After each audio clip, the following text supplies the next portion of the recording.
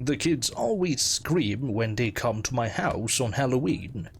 They falter when they get to the end of the driveway, looking up at the hanged bodies I've dangled from the archway, their intestines spilling out and their faces red and bulging. They creak, slowly, rhythmically, as the wind catches them and spins them around or back and forth. Their eye sockets are bloody hollows, their contents long since pecked out by crows.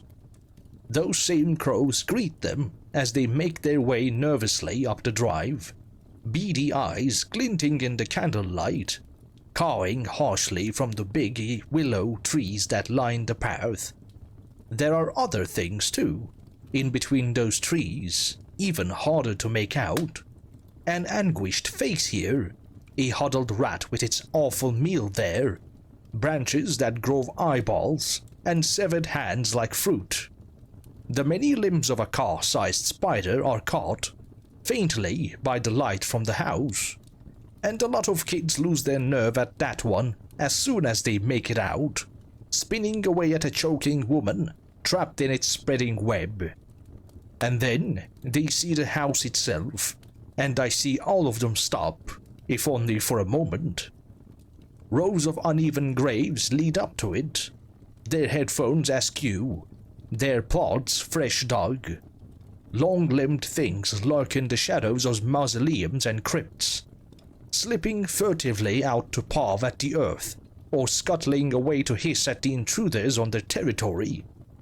Away beyond, hedgerows from a choking maze, filled with looming scarecrows whose pumpkin eyes flicker and flare, and then meld away into a wall of dark pine trees, their branches filled with gleaming, hunting eyes.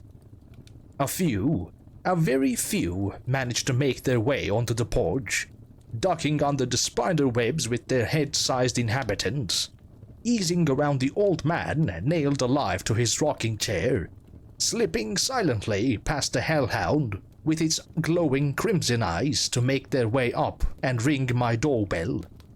That's the part I'm waiting for. Slowly, slowly, the door creaks open by some unseen mechanism.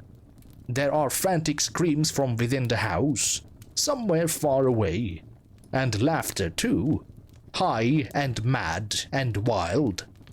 There is a sound of breathing from somewhere much closer, and a sense of things moving high up on the ceiling, and little glowing eyes that watch from dark shadows. And then they see me, and every one of them, little mummies and ghouls and witches and superheroes, screams.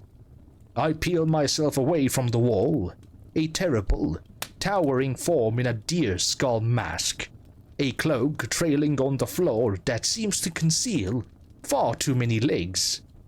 Long hands like hunting spiders reach out towards them as a light ignites behind the mask and casts them all in haunting, flickering brilliance. I begin a long, low chant, bidding them draw closer, beckoning them inside. They bolt, then, every one of them, candy buckets and props thrown to the ground in their haste to flee, the door slamming closed behind them, as though, through its own conscious displeasure. I go to the window and see them running in stark terror down the driveway, and occasionally looking back to catch a glimpse of my terrible silhouette, still watching them. It's all fake, of course. All lightning tricks and animatronics and a hidden speaker system performing its masterful work.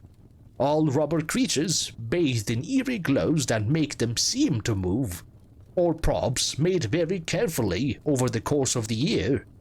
Their every detail perfected and made photorealistic. Nothing more than smoke and mirrors and eerie music. Or at least, most of it is.